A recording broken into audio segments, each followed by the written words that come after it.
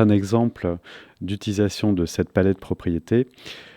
Par exemple, je souhaite modifier le format de mon document.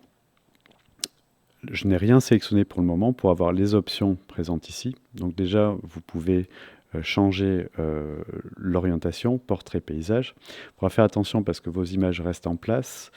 Et si vous modifiez la taille du document, ces images seront forcément rognées puisqu'elles sont en bord perdu ici, en fond perdu.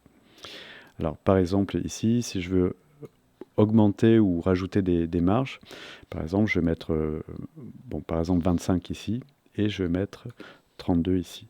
Vous voyez que ça se met à jour. Donc là, j'ai pas spécialement de notification de Photoshop puisqu'il n'y a pas de problème au niveau des images, elles ne sont pas copiées. Par contre, si vous réduisez, ici, vous aurez un message qui attire votre attention sur le fait que les images seront rognées.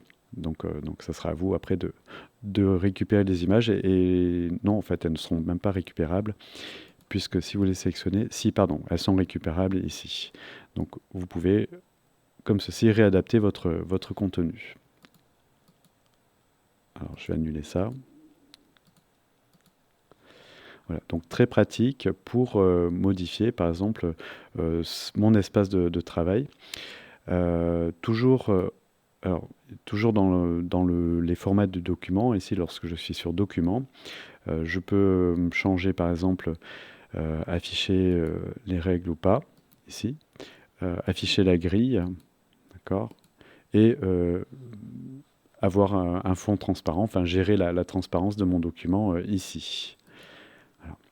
Si je souhaite faire, alors il y a des sélections rapides ici, par exemple, qui permettent de retourner sur les paramètres de mon document, mais cette fois-ci en changeant ses dimensions, sans rogner en fait l'image.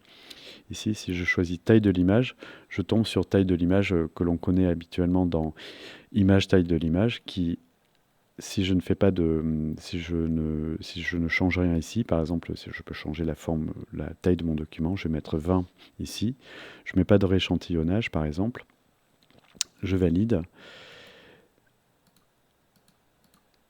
Mon document est redimensionné sans qu'il y ait d'opération de rognage sur mon image. Si je repars dans image, taille de l'image, ça c'est la même chose. Taille de l'image, voilà, je retombe sur ce document. Donc là, j'ai modifié les dimensions du document et ça a entraîné également les dimensions des images qui étaient présentes dans ce document. Voilà, donc très utile. Je vais voir ensuite un autre exemple qui va mettre en jeu une image par exemple et le type d'intervention que je vais pouvoir faire dessus.